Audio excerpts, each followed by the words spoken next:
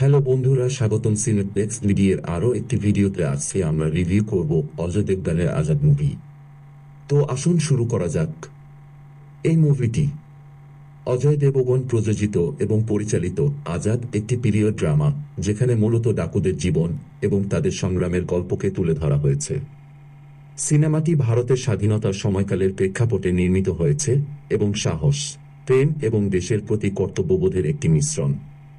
মুভির গল্পের মূল বিষয় হল, গল্পটি এক সাহসী ডাকুর চরিত্রকে কেন্দ্র করে গড়ে উঠেছে, যিনি স্বাধীনতার জন্য নিজেকে উৎসর্গ করেন।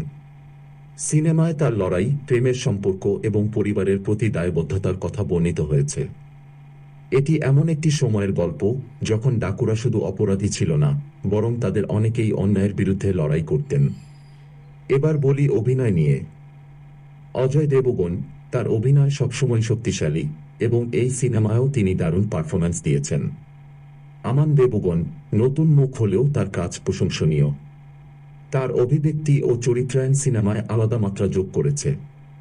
রাশা থাদানি, তার অভিনয় সাধারণ দর্শকদের প্রভাবিত করতে সক্ষম হলেও কিছু জায়গায় অভিনয়ের অভিজ্ঞতার ঘাটতি দেখা গিয়েছে।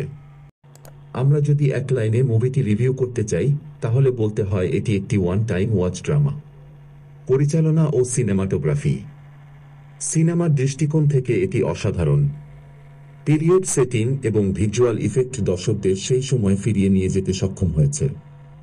যুদ্ধের দৃশ্য এবং ইমোশনাল মুহূর্তগুলো দক্ষতার সঙ্গে পরিচালিত হয়েছে। তবে চিত্রনাট্যের গতি মাঝে মধ্যে কিছুটা ধীর বলে মনে হয়েছে।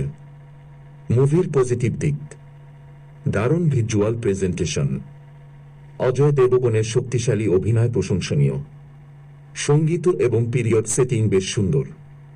এবার বলি মুভির নেগেটিভ দিক: গল্পের মধ্যে গভীরতার কিছুটা অভাব, কিছু চরিত্রের বিকাশ আরও ভালোভাবে করা যেত।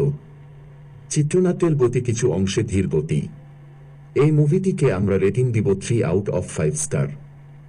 আজাদ সিনেমাটি মূলত দেশপ্রেম এবং ব্যক্তিগত আত্মত্যাগের গল্প।